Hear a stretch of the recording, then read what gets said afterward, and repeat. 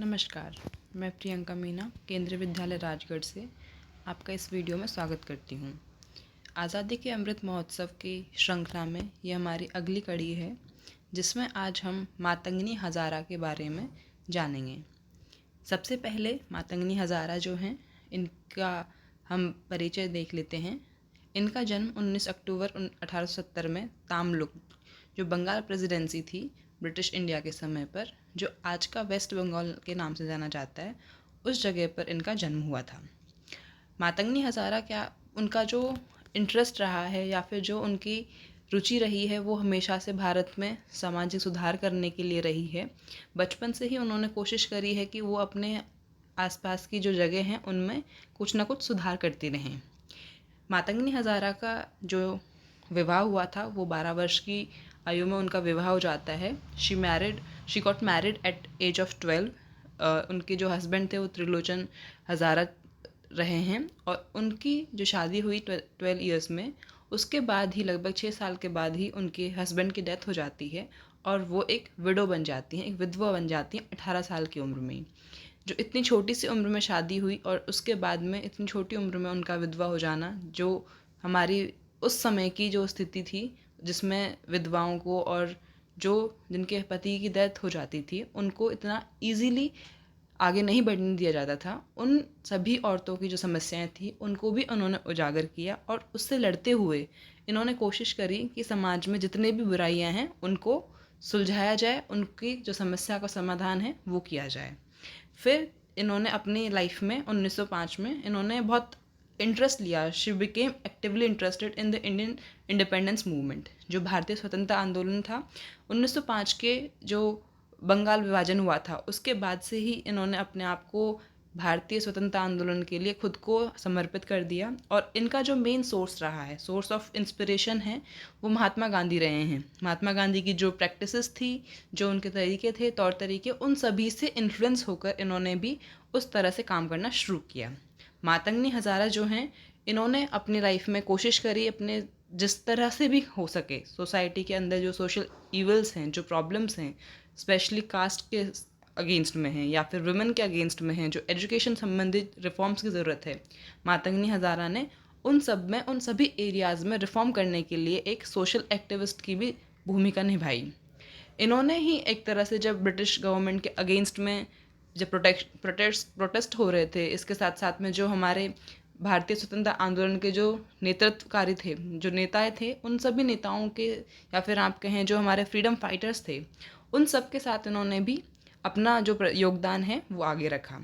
जब 1932 में जब सिविल डिसओबीडियंस मूवमेंट, जो सविनय अवज्ञा आंदोलन स्टार्ट किया गया था महात्मा गांधी जी द्वारा, जब उन्होंने सॉल्ट मार्च किया था या फिर आप कहें नमक कानून तोड़ो जो कानून था, उस कानून को तोड़ने के लिए जिसकी भूमिका यह है कि जो नमक बनाने के लिए भी ब्रिटिश गवर्नमेंट को कुछ कर दिया जाता था, उस कर को भी कहीं ना कहीं वो एक अवांछनीय माना गया है, जिसकी ज़रूरत नहीं है उस पर कर लगाया गया। तो इसीलिए महात्मा गांधी ने एक सॉल्ट मार्च किया जिससे कि सिविल डिसओबीडियंस मूवमेंट किया जा सके। इसका मतलब है कि हमें कुछ कानूनों को, कुछ एक्ट्स को, कुछ लॉज को हमें नहीं मानना है। ये ब्रिटिश गवर्नमेंट के उन एक्ट्स के खिलाफ था जो स्पेशली बहुत डोमिनेंट थे या फिर आप कहें कि एक्सप्लॉयटेशन कर रहे थे इंडियंस का। जब महात्मा गांधी ने शुरू किया तो इन्होंने भी, मातंगनी हज़ारा ने भी सिविल डिसओबीडियंस मूवमेंट में अपना पार्टिसिपेशन किया और इन्होंने भी मार्च करते हुए सॉल्ट एक्ट को ब्रेक किया। वहीं इन्होंने जो भी इनकी इंस्पिरेशंस रही हैं या फिर आप कहें जो इनकी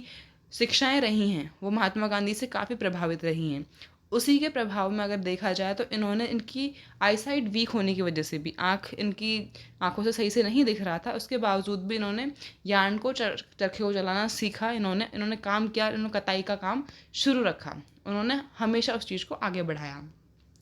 मातंगनी हज़ारा को कभी कभी, क्योंकि ये गांधी जी के इन्फ्लुएंस में थी, इनके साथ में जो इनके तौर तरीके थे वो गांधी जी की तरह अहिंसात्मक थे, नॉन वायलेंट थे, क्योंकि ये मानती थी कि महात्मा गांधी जो हैं वो बहुत अच्छे हैं हमारे लिए और उनके जो तरीके हैं वो हमें सबको फॉलो करना चाहिए। उन्हीं को स्टार्ट करते हुए, उन्हीं को देखते हुए इनको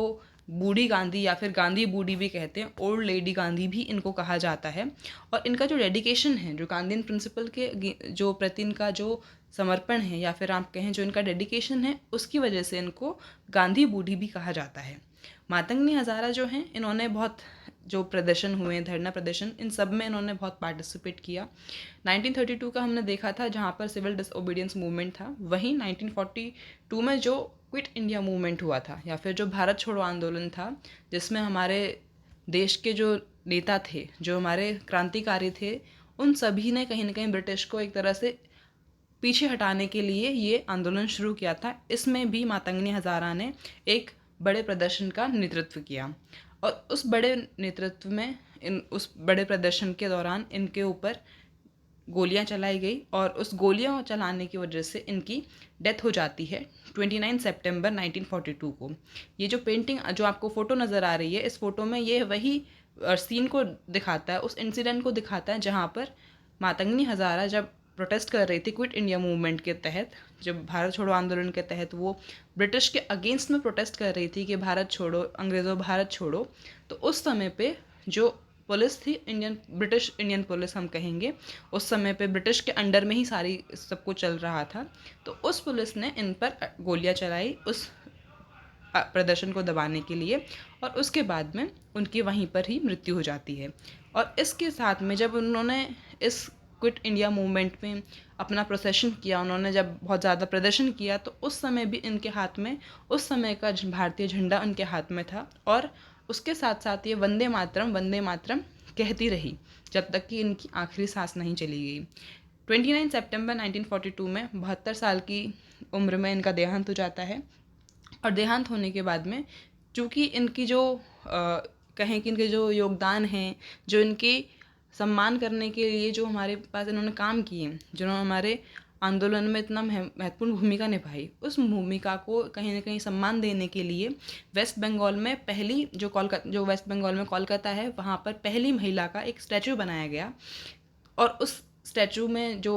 लेडी हैं वो है मातंगनी हज़ारा। उनका 1977 में सबसे पहले सेटअप किया गया था कोलकाता में, आज के वेस्ट बंगाल में, और तभी से ये चीज़ कही जाती है कि जो जो जहाँ पर इनकी डेथ हुई थी, तामलुक में ही इनकी डेथ हुई थी और तामलुक में इनका ही जन्म भी हुआ था, तो वहीं पर भी कहीं ना कहीं जो तामलुक है उसी जगह पे जहाँ पे इनकी मृत्यु हुई थी, वहाँ पर एक मातंगनी हज़ारा जी का एक स्टैचू लगा हुआ है और उसी की वजह से या फिर आप कहें उनके योगदान के लिए एक वहाँ के रोड को, हज़ारा रोड को भी कहीं ना कहीं इनके नाम पे, मातंगनी हज़ारा के जी के नाम पर ही एक मार्ग का नाम रखा गया है, ताकि इनके जो सम्मान हैं, जो इन्होंने हमारे स्वतंत्रता आंदोलन के लिए जो अपना काम किए हैं, जो योगदान दिया है, उसको हमेशा याद रखा जा सके। Thank you so much.